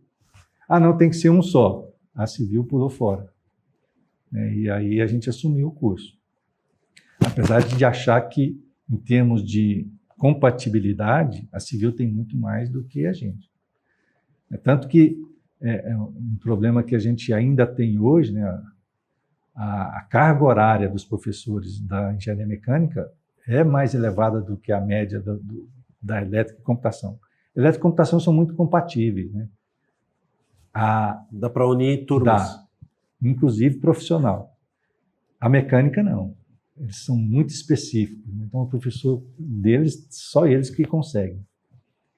Então, acaba tendo uma disparidade aí nas cargas horárias, né? Mas a questão do local, né? Eu, na época do Reúne, eu defendi que a gente tivesse que ir todo mundo lá para o Samambaia. É onde tem o prédio hoje. Novo prédio da engenharia. Hoje é só engenharia mecânica que está lá. Mas eu já vi um mapa, não sei, o Edvar que me mostrou esse mapa uma vez, que toda aquela área ali está reservada para a área de engenharias. Eu já vi esse mapa em algum lugar, não me lembro mais. O Edvar tem esse mapa. Ele me mostrou, isso aqui está tudo reservado para as engenharias. Então, chamei o Edvar aqui, ele participou da reunião, ele era diretor. Única reunião, em 12 anos de direção, com 100% do quórum. Única. Vamos discutir se vai ou não lá para o Samambaia. Derrota total, né? Nem o Edvar quis assumir, porque dizia que não tinha dinheiro, de fato. Mas o que a gente queria, não é que ele falasse, vamos todo mundo para lá. Eu queria que ele tomasse uma decisão, e aí tem que ser de cima para baixo, a gente já tem certeza disso. Tudo que for construir agora tem que ser lá. Porque um dia nós vamos levar tudo para lá. Porque, no meu ponto de vista, a praça aqui vai virar saúde. A saúde não tem para onde ir. Onde é que ela vai crescer? Não tem jeito. Hospital, está tudo aqui, né? Então, eu penso que, estrategicamente, a gente tinha que estar lá. Para mim, é horrível. Eu moro lá atrás do autódromo, em termos de... Na época, eu morava aqui na Praça da Bíblia. Então, para mim, pessoalmente, ia ficar muito ruim, tudo longe, né?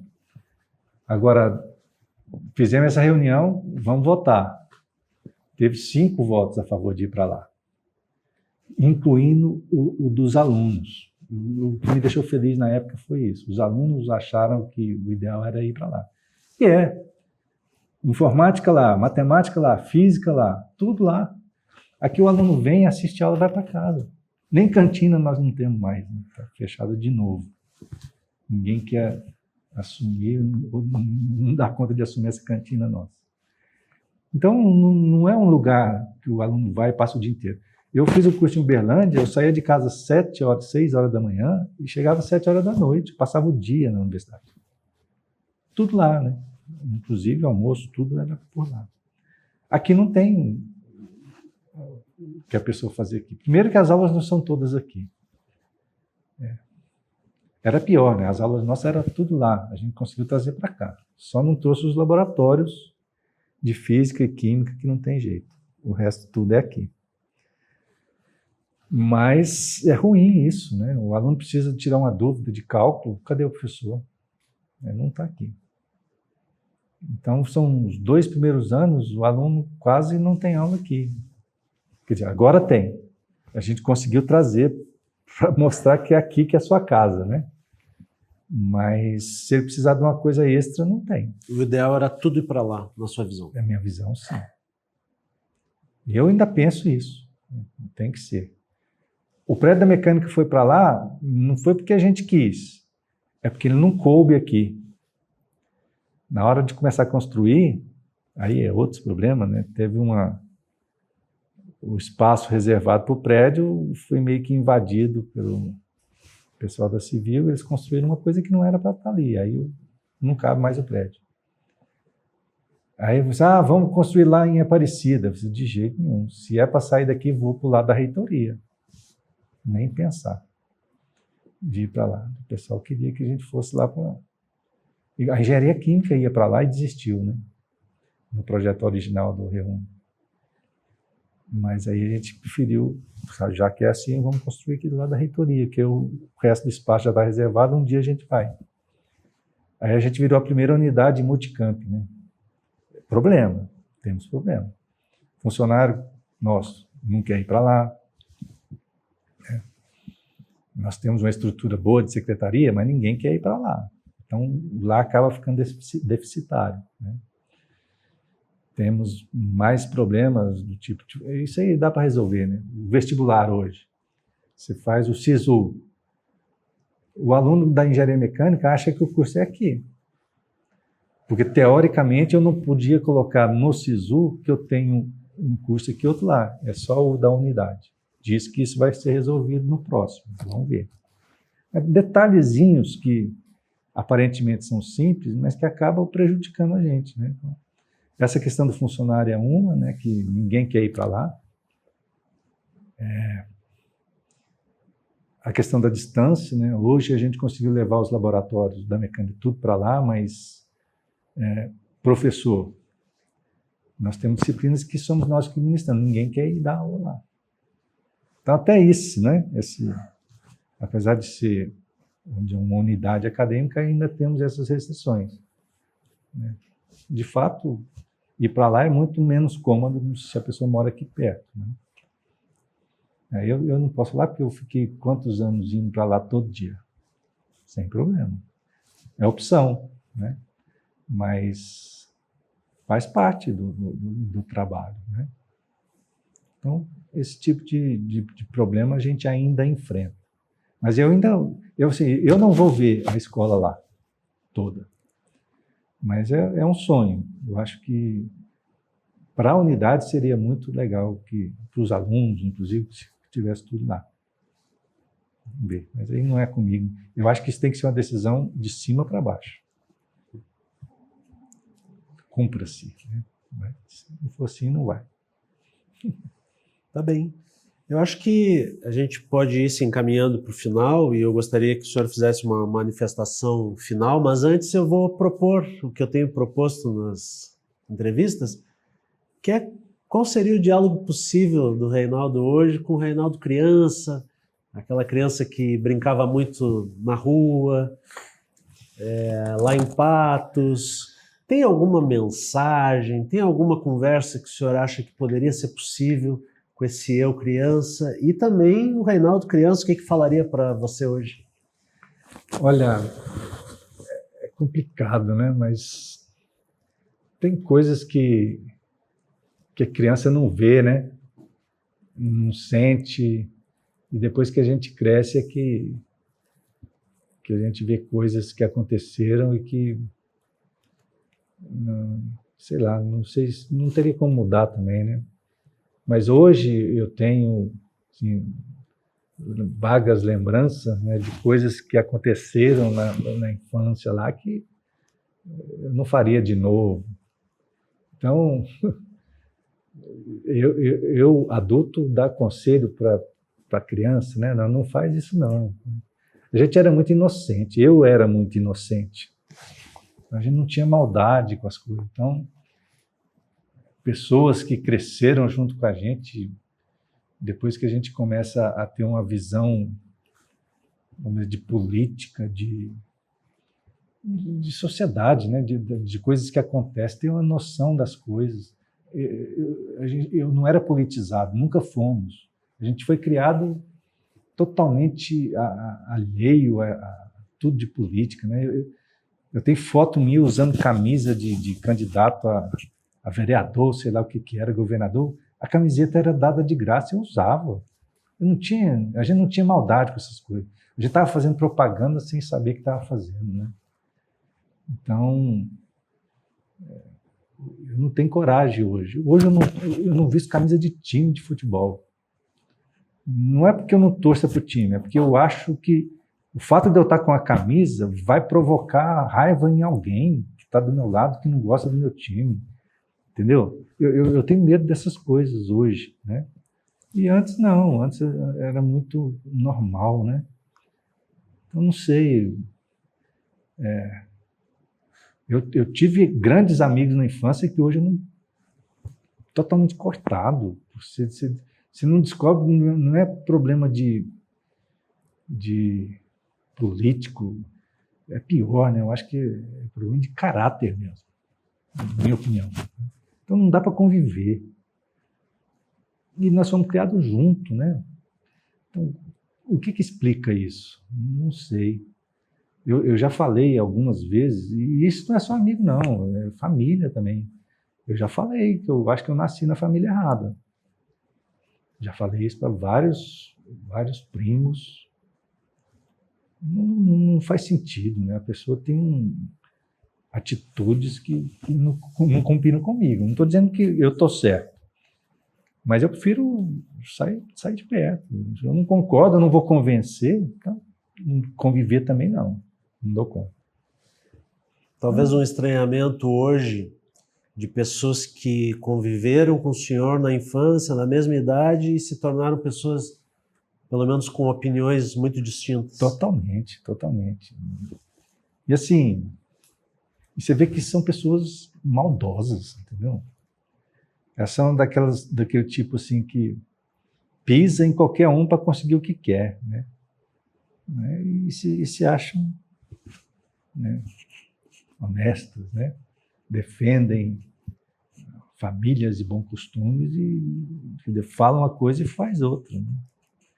A pessoa que se acha mais honesta do mundo se vangloriando porque está conseguindo burlar o imposto de renda, né?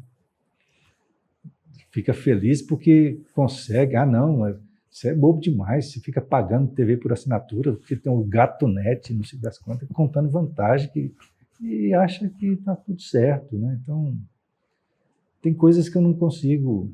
E aí, como é que eu vou conviver com uma pessoa dessa? Não dá. Radical? Talvez. Né? Mas eu andei cortando muita gente desse jeito, eu prefiro. Não adianta discutir que você não vai convencer, né?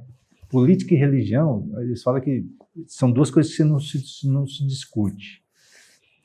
Mas se eu não posso discutir, então vamos isolar, porque eu escutar e não poder dar minha opinião, né? E aí a hora que eu dou minha opinião, não, você está discutindo. Então, não vamos discutir, não. O senhor falou que faria tudo outra vez em termos de gestão. Sim. O Reinaldo criança daria alguma dica diferente? Ou diria, é isso aí? Eu acho que não, porque na verdade o Reinaldo criança era muito, sei lá, não tinha maldade, né? Vai fazer, faz, velho. Não tinha maldade, não. Para mim tudo era tranquilo. Eu acho que talvez até essa criação, né? Meu pai sempre foi uma pessoa muito correta. Eu acho que nisso, com certeza, eu cheguei onde eu estou em função dessa criação, né? Ele sempre foi muito correto com as coisas, às vezes até demais, né? Sempre confiou demais nas pessoas, já levou muito toco, né, de amigos, né, que acabaram prejudicando ele. Mas, enfim, eu acho que isso aí ele conseguiu deixar para a gente, né, esse senso de responsabilidade e de vamos fazer a coisa certa, né? Agora, o que é certo? Então, isso ainda é uma coisa que é difícil você cercar direitinho. Cada um acha uma coisa diferente. Então, mas aquela liberdade que a gente tem de tomar as decisões, né? Eu acho que, assim, do meu ponto de vista, eu acho que as decisões que eu tomei, quase todas foram certas. Tem gente que não pensa assim, né? Agora, se a discordância é muito grande, eu também não vou discutir. Não adianta. Tem coisa que é isso, né? Não tem como tentar convencer do contrário. Eu já cheguei naquela situação de estar mais cômodo, né? Não gosto de ficar discutindo política, que essa discussão... Eu gosto de falar com pessoas que pensam como eu. Porque eu não vou conseguir convencer. E eu não tenho que ficar escutando coisa que não vai me convencer também. Então, é perder tempo, eu acho.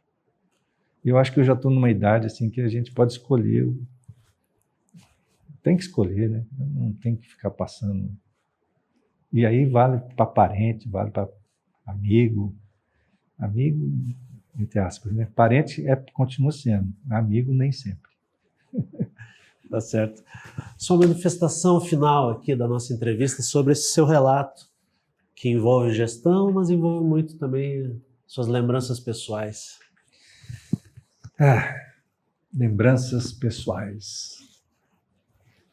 Eu penso que de tudo que a gente conseguiu lembrar aqui hoje, né? Nós falamos de tempo aí, são 22 anos de UFG e vou considerar os 2 anos de Londrina. Então são 24 anos que eu estou aí nessa vida acadêmica, né? E dos 24 anos, pelo menos 20 na área administrativa. E assim, dedicando 70%, 80% do tempo para isso. Então, eu penso que eu sou um professor administrativo. Existe técnica administrativa, eu sou um professor administrativo. E estou muito feliz com o que eu fiz até hoje. Eu acho que pontos positivos, se colocar na balança, mais positivo do que negativo, com certeza. Então, eu me sinto bem realizado, né, e bem satisfeito com o que eu me propus a fazer e com o que eu consegui fazer. Eu acho que ainda vou ter bastante tempo aí até a sonhada aposentadoria chegar.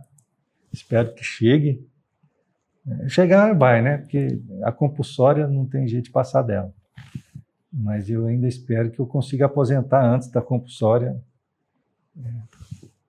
para poder, assim, descansar. não penso em descansar, né? Usufruir do tempo que eu posso ter aí depois para outras empreitadas, né? Enquanto estiver aqui, eu não acho que cansado eu não estou. Eu estou de férias. Eu não consigo mudar minhas férias. Por quê? Porque está de greve os técnicos, então eu não posso mudar minhas férias. Mas enquanto estou de férias, estou trabalhando, né? E satisfeito, né, com o que eu estou fazendo e com o que eu espero ainda poder fazer aí para ajudar a escola e a UFG, né? Que para mim é minha segunda casa, com certeza.